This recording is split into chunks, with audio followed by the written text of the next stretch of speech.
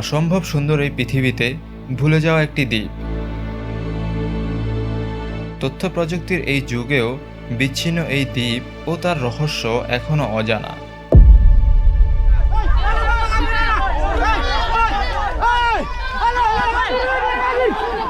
অতিথি দেখলেই আনন্দে মেতে ওঠে এই মানুষগুলো। মুখের ভাষা বোঝা না গেলেও তাদের ভঙ্গি বলে দেয় যে তারা কতটা উৎফুল্ল। আজকে আমরা দেখতে চলেছি ভানুয়াতুর একটি দ্বীপ, যাকে অনেকেই বলে থাকে ফরগেটেন আইল্যান্ড অফ ভানুয়াতু। স্বাগতম আপনাদের স্ক্র্যাপবুক বাংলার আরও একটি নতুন পর্বে। অ্যাডভেঞ্চারে পরিপূর্ণ এই দ্বীপটি ওশেনিয়ায় অবস্থিত।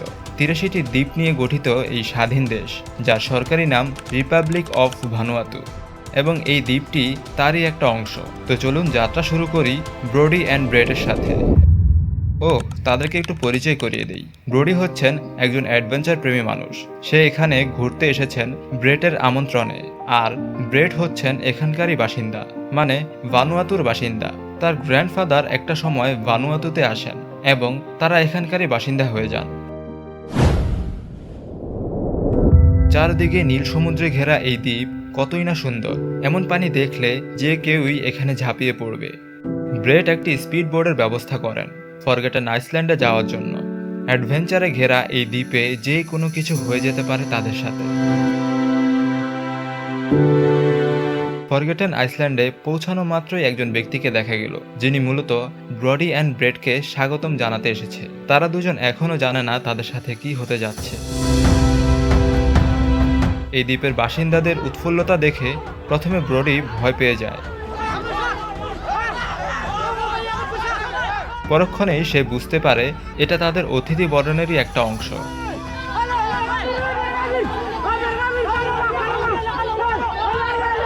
তাকে ধরে টেনে টেনে নিয়ে যাচ্ছে। সাধারণ দৃষ্টিতে মনে হচ্ছে সে কোনো অপরাধী এবং তাকে ধরে নিয়ে যাওয়া হচ্ছে। মূলত এই গ্রামবাসী তাদের পেয়ে খুবই আনন্দিত।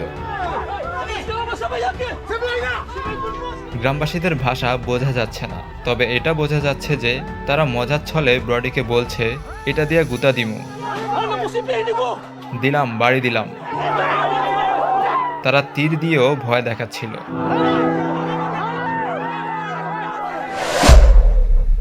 অবশেষে তাদের যাত্রা শেষ হয়।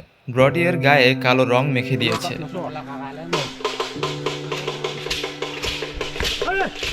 তারা এখন গ্রামের সদর দরজায়। এখানে তাদেরকে গান ও নাচের মাধ্যমে আবারও স্বাগত জানানো হচ্ছে। তারা উল্লাস করতে করতে গ্রামের ভেতরে গিয়ে পৌঁছাবে।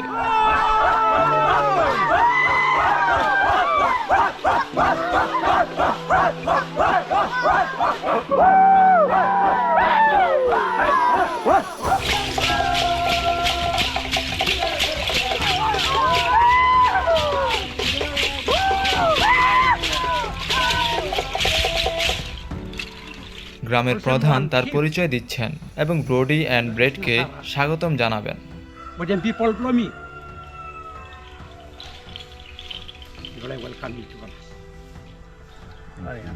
তারা কিছুটা পানি ও খাবার গ্রহণ করতে করতেই আবারও নাচ গান শুরু হয়ে গেছে।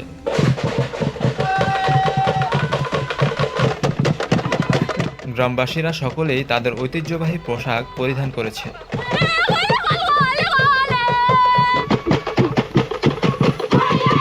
বাঁশের ছোট ছোট অংশে লাঠি দিয়ে আঘাত করে বাদ্য বাজানো হচ্ছে।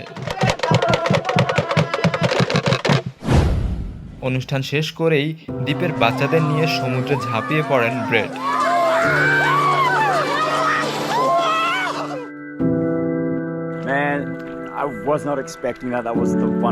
ব্রেট বলছেন, শুরুর দিকে কিছুটা ভয় পেয়েছিলেন, কিন্তু এখানকার মানুষের অনুভূতি ও আবেগ এক কথায় অসাধারণ। বাচ্চারা এই ড্রোন প্রথমবারের মতো দেখছে। তারা খুবই এক্সাইটেড।